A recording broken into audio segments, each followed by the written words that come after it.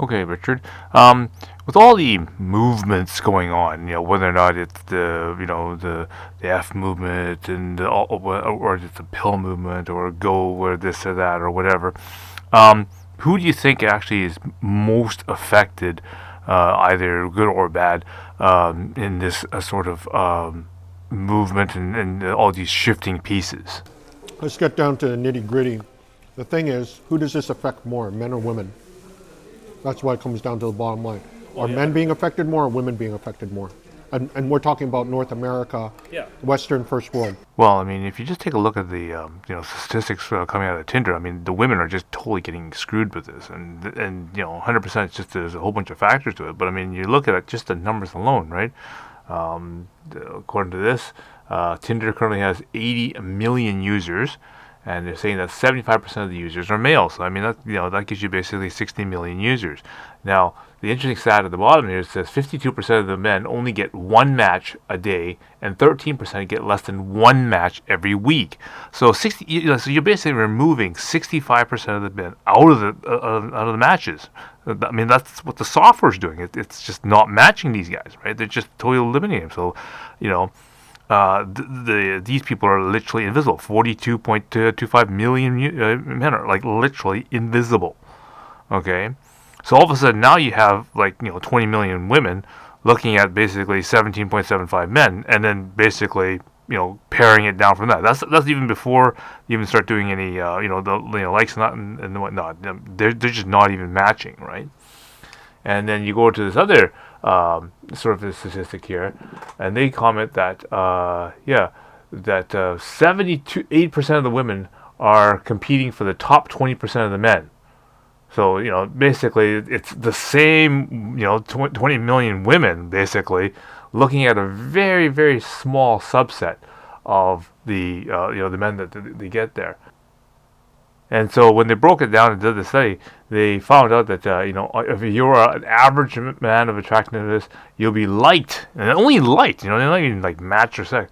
You'll be only liked 0.87% of the time. So basically, 1 in every 115 women on Tinder would even give you a like. Now you're looking at basically, even if you got a match, and then you'll still have only a 1 in 1/15th chance of actually getting liked.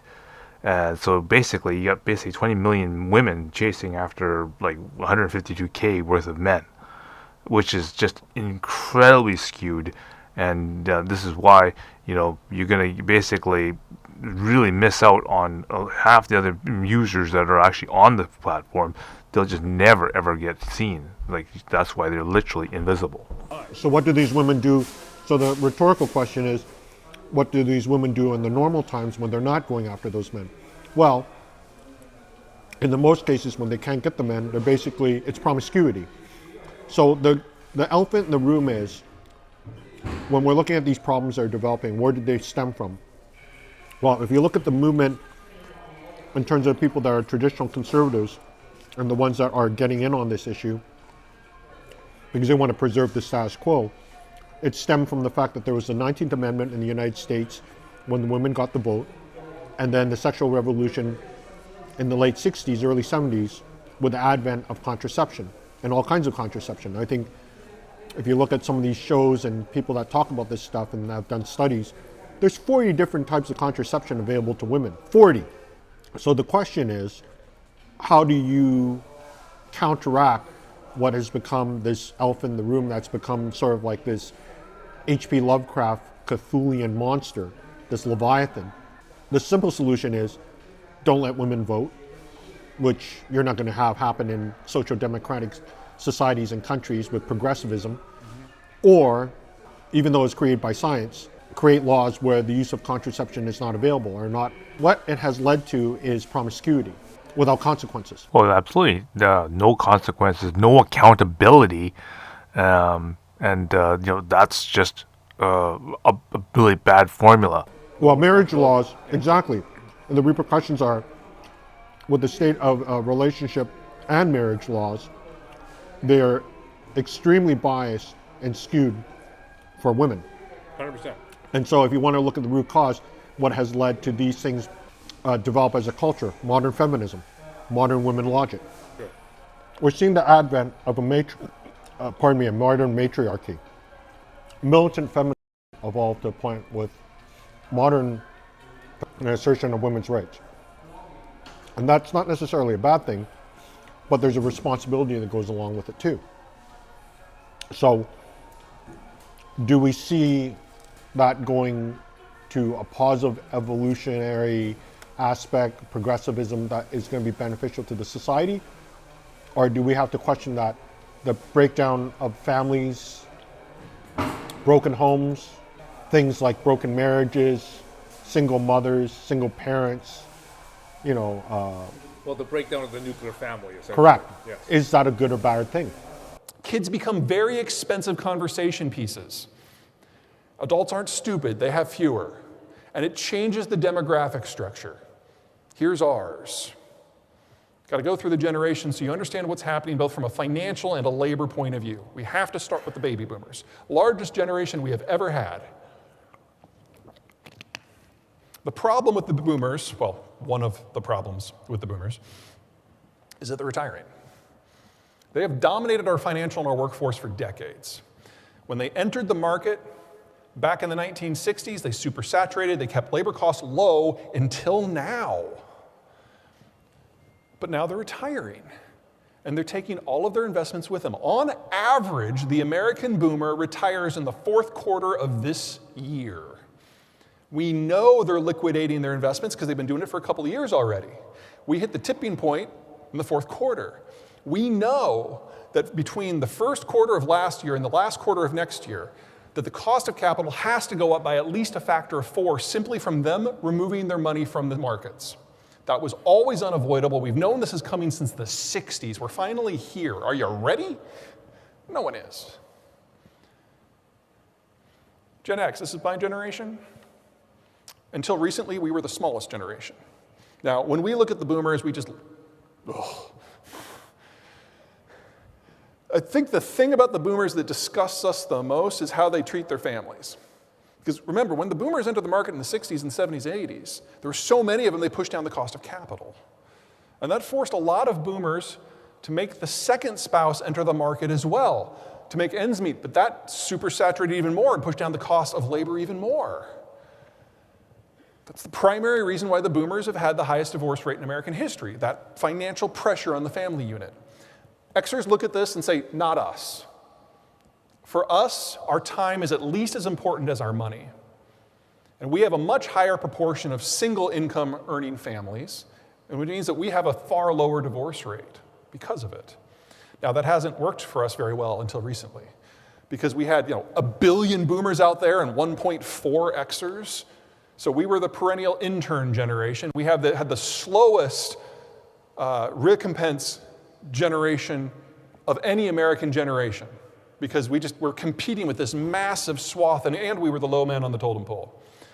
But now the boomers are all retiring. Even if all Gen Xers wanted to work, and we do not, there are not enough of us to fill all those shoes, which means that we have gone from the lowest raises ever to the highest in just the last 3 years.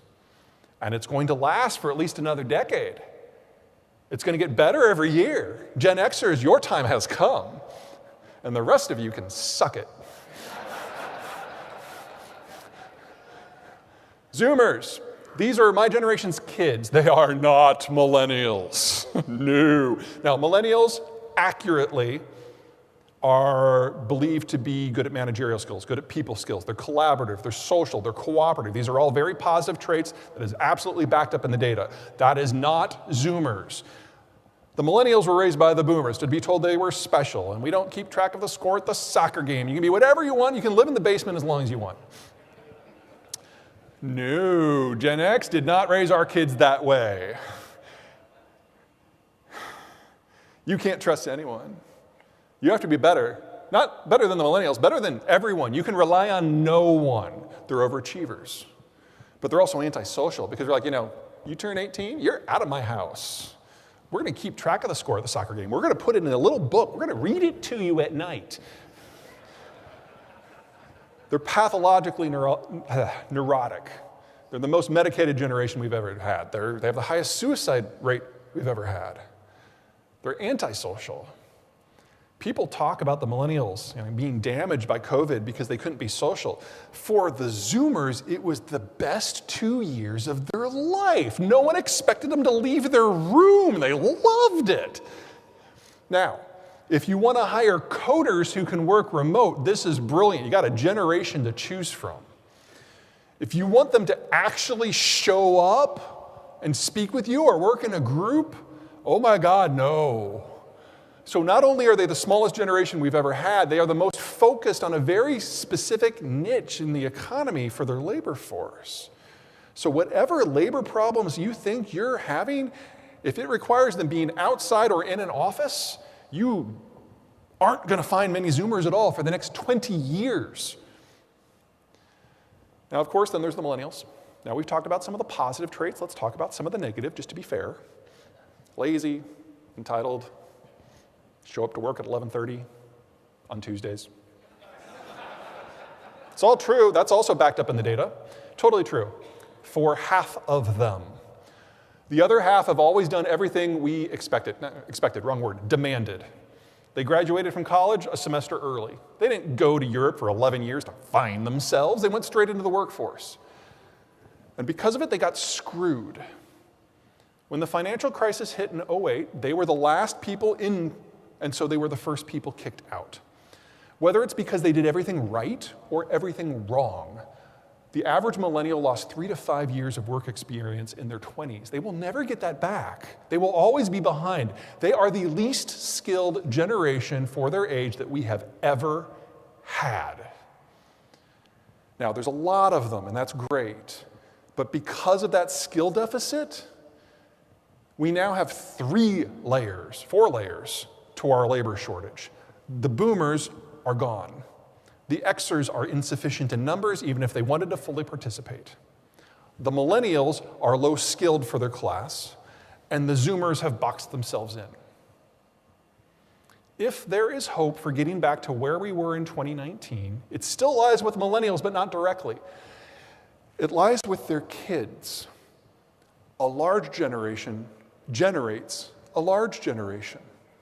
We have to wait, all we have to do is wait for the millennials' kids to be born, to grow up, to go to school, and enter the workforce.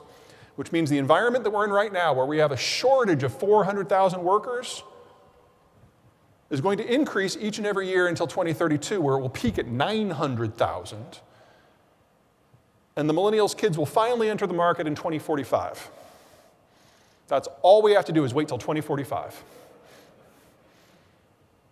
Or we can suck it up and find a way to deal with it.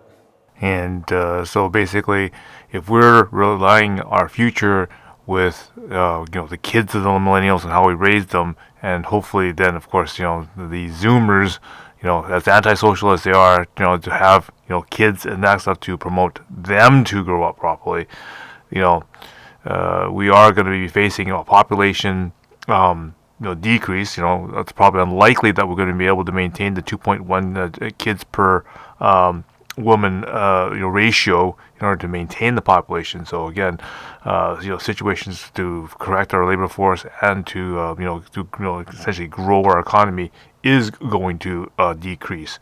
So the outlook for the future is not very bright. I don't care how progressive your societies are, but there's a shared value system that moves you forward, evolves you, and it's based singularly on solipsism or narcissism or the individual, and the individuals are entitled or conceited or self-centered, meaning you're developing a culture of psychopathy, if not sociopathy. Where is it going to lead us to as a civilization? Is it going to make it more robust and with vigor and we're going to survive? Or is it going to cause us to go to oblivion, have an apocalypse, the desert? Depending on what your agenda is, right? I mean, if you're a capitalist and you're a profiteer, it really doesn't matter. You need to perpetuate that state for as long as possible, hoard resources and assets, and keep it going in any kind of semblance you can, whether it's AI, automation, whatever. But getting back to the core issue, so modern women, right? And their values, and they all want to destroy the patriarchy, have this matriarchy and everything else. Be independent, be strong, be self-reliant. But to what ends? Do they believe that they can lead a society or a civilization based purely on their values? I don't know. It seems like there's a bit of an apocalypse going on. There's a lot of lonely women out there. They're going over the wall. They're not having kids. There's no nuclear families. There's lots of single mothers. And there's not necessarily saying that those kids are going to grow up screwed up, but it's a high chance. And Richard does refer to the fact that, yes, not only just being raised in a single parent home, but I mean, with single mother statistics aren't very nice either. Here we got showing various things like school have been linked to single parent homes that are fatherless. Adolescent epidemics also occurring. One of the strongest predictors of whether or not a person will end up in prison is that they were raised by a single parent. 70% of the inmates in juvenile detention centers serving longer sentences were raised by single mothers. The proportion of single-parent households in the community predicts the rate of violent crimes and burglaries, but the community's poverty level does not. 72% of juvenile murder, 60% of come from single mother homes. So there's a lot of very statistics going against this trend, and yet we have lots of strong and independent women that have determined that they will go at it alone and rewrite the books their way. And who knows? Maybe they can and maybe they can't, but the numbers are not with. And those incidences are going higher and higher, especially with women that focus on their careers in education. They're single, freezing eggs. I mean, in the future, there's always ongoing joke in the Red Pill and Minus 2 community that invest in kitty litter, invest in dog food, cat food. Yeah, and wine. And boxed wine. There's a reason why those stereotypes and those things as a meme develop, because that's the stereotype of a lot of these women. Invest in antidepressants. Because a lot of these women end up, if they're not self-medicating and they're addicted to one thing, they're going to try to keep themselves from going insane. And so a lot of them are on antidepressants. But then mental illness is not really dealt with as a subject where you're going to want people to be getting better. It's just something that's a prophylaxis or panacea to just keep them from going totally Looney Tunes and functioning well enough to still be productive. Whether you use a bottle of wine or you use an antidepressant, it doesn't matter. Big pharma comes in and they don't right, it's profiteering and capitalism again. 100%. So my focus is on this is, and I will say that I'm definitely a capitalist. Sure. And I want to see productivity to make money. How do you want to capitalize this? Well, the only way to capitalize off of it is to derive solutions. So if we're talking about this, do we want to preserve traditional conservative values, tradcon values, nuclear family and everything else, and move mankind towards some type of legacy or succession? Or do we want to just make money? Me, since I'm not for that other one, but if that other one helps me to derive solutions for the current dilemma, then sure. But the problem with it is you're dealing with an imbalance of power now, right? Like, for example, with the Me Too movement, women are just now believed without evidence for atrocities committed against them. Yeah. Right? Could be anything, right? From domestic abuse to a sexual assault to, grape. I'm using the word grape, or any of these other things, right? And there's no statute of limitations. You see now with celebrities and with people in general where one can come back years later, and it could be weird. Sometimes it's like 5, 10, 15, 20, 20. Skeletons out of the, out of the closet there, and accusations made. And it's happening to women too, not only just men, but to women too, where accusations are being made without evidence.